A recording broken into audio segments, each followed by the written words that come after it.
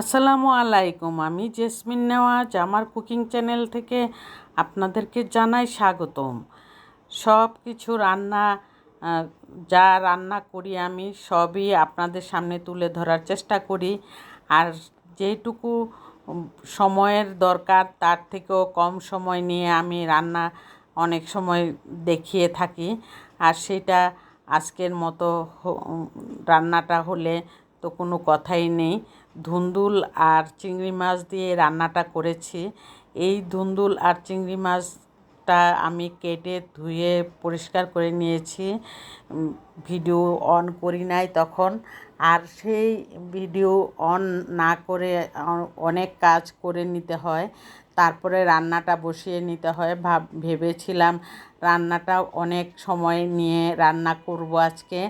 আর যেহেতু সময় অল্প সময়ের মধ্যে দেখিয়ে নিতে পেরেছি, আর সেই জন্য মনে হচ্ছিল যে ধুন্দুল কাটা ধোয়া বাছা সব কিছুই আপনাদেরকে দেখিয়ে দিতে পারতাম, কিন্তু না দেখিয়ে আমি আর শর্টভাবে রান্নাটা দেখিয়ে দিলাম, শুধুই রান্নাটা দেখিয়ে দিলাম।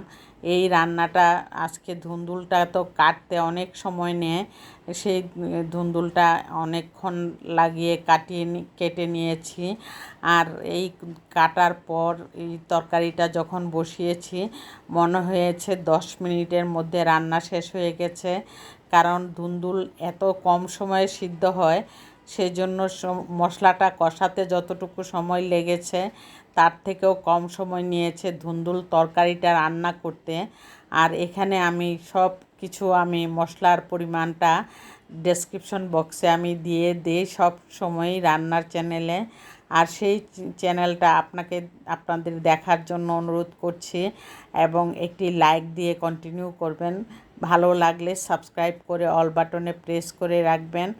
অল্প একটু পানি দেওয়াতে দেখুন পানির মনে হয়েছে যেন ঢেউ খেলছে। আসলে আমি মাত্র 3 টেবিল চামচ থেকে 4 টেবিল চামচ পানি মনে হয় দিয়েছি, কিন্তু ধুন্দুল থেকে অনেক পানি উঠে যায়। আর সেই পানিটা একটু শুকিয়ে নিলে রান্নাটা খুব মজার সাথে খাওয়া যায়। আর সেটাই আমি করেছি। আর আপনাদের কাছে যদি ভালো লেগে থাকে অবশ্যই কমেন্টে জানাবেন কেমন হয়েছে আমার ধুন্দুল তরকারিটা। ধুন্দুল তরকারি কিন্তু আসলে খেতে অনেক মজা হয়। অনেকেই পছন্দ করে না এই জিনিসটা, কিন্তু আমি ঝিঙ্গা, ধুন্দুল, পটল এগুলি আমার খুবই পছন্দের খাবার। আর এগুলি দিয়ে রান্না করলে আমি মনে হয় ভাত একটু বেশি খেতে পারি।